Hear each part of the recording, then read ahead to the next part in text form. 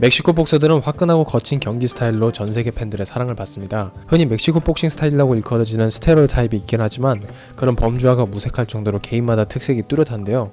오늘은 전설부터 현역까지 멕시코를 대표하는 챔피언들의 파이팅 스타일을 파헤쳐보겠습니다. 훌리오 세자르 차베즈는 멕시코 복싱의 얼굴입니다. 아빈과 뮤빈 같은 낮은 헤드 무브먼트로 상대 공격을 피하고 링을 커트하면서 상대를 집요하게 압박하면서 바짝 붙어서 연타를 쏟아내는 전형적인 멕시코 복싱 스타일을 가지고 있죠. 다른 멕시코 복서들에 비해서도 차베스는 특히 낮게 웅크리는 회피 패턴을 더 많이 사용합니다. 그리고 머리로 피하기만 할 뿐만 아니라 적재적소의 패링과 블락킹을 사용하는데 하이가드를 굳혀서 받아내기보다는 상대의 공격에 따라서 유동적으로 움직여서 막아내는 것을 선호했습니다.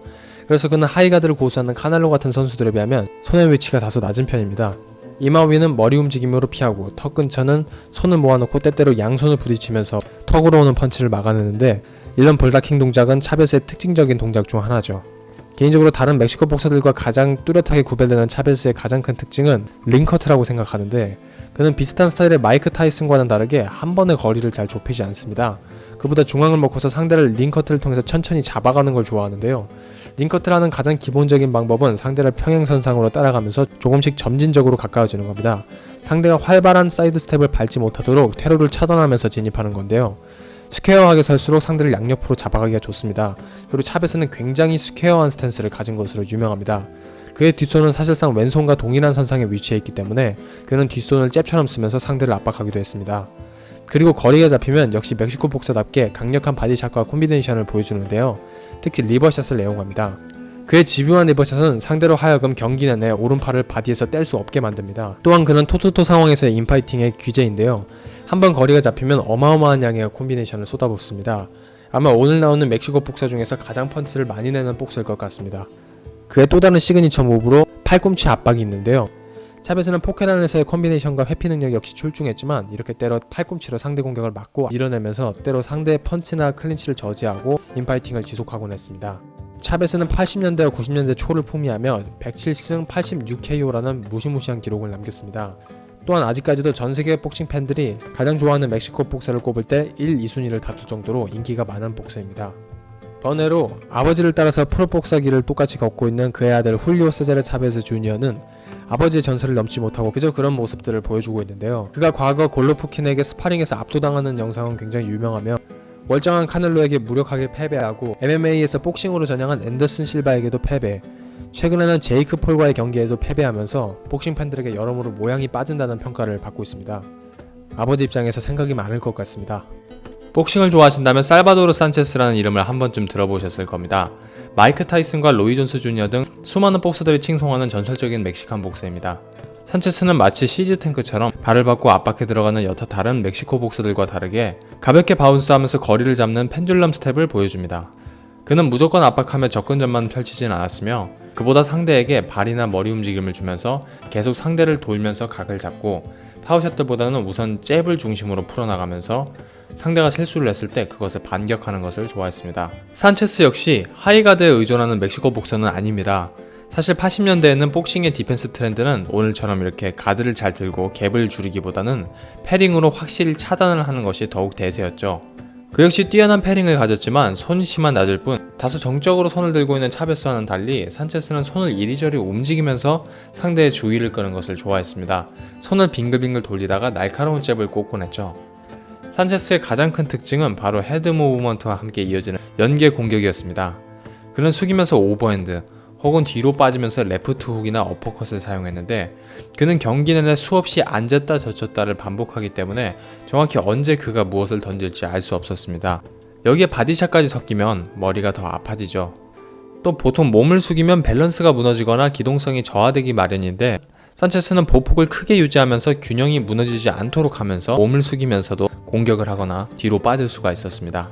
산체스는 또한 차베스나 이사 크루즈만큼 지독하게 근접전을 고수하진 않았지만 상대가 만약 제대로 타격을 입었다면 강력한 콤비네이션으로 상대를 보내버리는 킬러 본능 역시 가지고 있었습니다. 산체스는 만약 요절하지 않았더라면 복싱 패더급 역사상 가장 위대한 선수로 남았을 것이라는 평가를 받습니다. 그만큼 탁월한 복서였음이 틀림없습니다. 마르케즈는 디나미타라는 별명답게 화끈한 카운터 펀처입니다.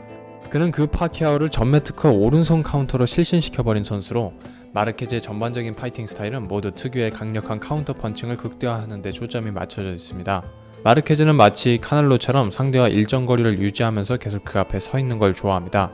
먼저 잽으로 공격을 하기도 하고 그 특유의 리드 어퍼컷을 활용한 콤보로 허를 찌르기도 하지만 사실 먼저 하는 공격은 그의 카운터만큼 효과적이진 않습니다. 그는 잽을 치는 둥 마는 둥 하면서 손을 흔들면서 상대를 살살 부릅니다. 또 마르케즈가 헤드 무브먼트가 없다는 건 아니지만 다른 멕시코 복서들에 비하면 마르케즈는 헤드 무브먼트를 거의 사용하지 않는 편에 속합니다. 흔히 다른 멕시코 복서들이 하듯이 숙여서 피하기보다는 백스텝이나 피봇을 사용하며 상대와 일정 거리를 계속 생성하는 것을 좋아합니다. 또한 그 역시 하이가드를 계속 고수하기보다는 어깨 근처까지 내려놨다가 필요할 때 드는 경향이 강하죠. 또 마르케즈는 체급 내에서 파워는 알아주지만 꽤나 느린 편입니다. 푸더크로 거리를 생성하고자 하지만 다른 발빠른 상대들에 비하면 좀 느린 편이고 핸드 스피드를 따라잡지 못해서 정찰을 허용하는 경우도 꽤 많습니다. 즉 손발이 느리고 머리도 그 자리에 가만히 있고 계속 손만 흔들고 있는 것처럼 보이는 겁니다. 그러니 상대는 마르케즈를 미친듯이 압박하거나 혹은 난타전을 걸려고 하는 경우가 꽤 있는데요. 마르케즈는 이때를 포착하여 탁월한 카운터 펀칭을 보여줍니다. 그는 타이밍 감각이 매우 좋을 뿐만 아니라 무엇보다 펀치를 시전하는 각도가 탁월한데요. 마르케즈의 대표적인 카운터는 뒷손 크로스와 앞손 어퍼컷입니다. 때로는 두 개를 연결해서 같이 쓰기도 하죠. 마르케즈는 늘 상대를 향해 몸을 기울이다가 상대가 공격을 내며 다가올 때 순간적으로 후진 후 왼쪽으로 몸을 빼는데 이것이 뒷손 크로스 혹은 앞손 어퍼컷을 맞추기에 최적의 각도를 만들어냅니다. 또한 나올 수 있는 펀치가 두 개이기 때문에 상대를 속여서 더욱 KO 확률을 높일 수 있죠. 이렇게만 설명하면 마르케즈가 항상 카운터만 노리는 카운터잡이처럼 보이지만 그는 거는 싸움은 절대 빼지 않는 브롤러기도 합니다. 그는 스타일 특성상 거리를 계속 생성하면서 싸우는 것을 좋아하긴 하지만 상대가 한번 포켓 안으로 들어온다면 웬만하면 클린치를 하지 않고 일단 그 자리에서 발을 붙이고 죽일 듯이 맞서 싸웁니다. 개인적으로 마르케즈의 디펜스는 다른 멕시코 전설들에 비하면 다소 평범한 수준이라고 생각하는데 그래서 그런지 꽤 정타를 많이 허용하지만 그에 반해서 맷집과 집념은 엄청나기 때문에 턱을 내주면서 그냥 같이 난타전을 벌이는 그 모습이 또 다른 거친 멋을 자아내는 것 같습니다. 하지만 이런 스타일은 메이웨더 같은 스피드와 거리 감각이 뛰어난 선수들에게는 최악인 상성이었고 결국 결과는 참패였습니다. 카넬로 알바레즈는 차베스와 마르케즈 이후로 멕시코가 배출한 스타 복서이자 전세계가 주목하는 현 프로복싱의 아이콘입니다. 복서들 뿐만 아니라 MMA 파이터인 일리아 토프리아, 알렉사 그라소까지도 영감을 받았다고 밝힐 만큼 현 세대 파이터들에게 있어서 사실상 복싱의 상징이 되었죠. 이미 여러 번 채널에서 다룬 바가 있지만 카넬로의 가장 큰 특징은 패리, 블락킹, 헤드 무브먼트, 특히 스웨이를 활용한 타의 추종을 불허하는 탁월한 디펜스와 어퍼컷을 10분 활용하는 카운터 펀칭, 창의적인 페인트를 통한 셋업, 그리고 중량급으로 월장하면서 더욱더 부각되고 있는 하이가드 게임입니다.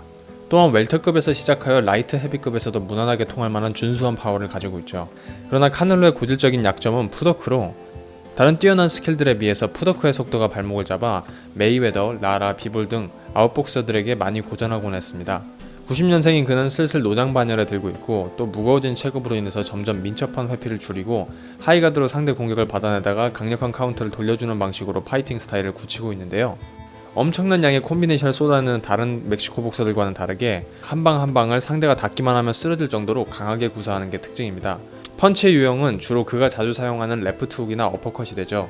상대 공격을 막으려고 가드를 올리면 팔째 때려서 팔을 부러뜨리는 무식하면서도 강력한 모습들을 보여주고 있습니다. 상당히 단순하고 예측 가능한 스타일이 된 셈인데 특유의 페인트, 셋업 능력과 여전히 번뜩이는 디펜스로 이 단점을 커버하고 있습니다. 현재 경량급 멕시코 복서 중 가장 눈에 띄는 선수가 있다면 역시 이사 크루즈인데요. 이사 크루즈는 경량급임에도 불구하고 푸더크를 배제한 채 사실상 카넬로보다도 더한 단순 무식한 스타일을 보여줍니다.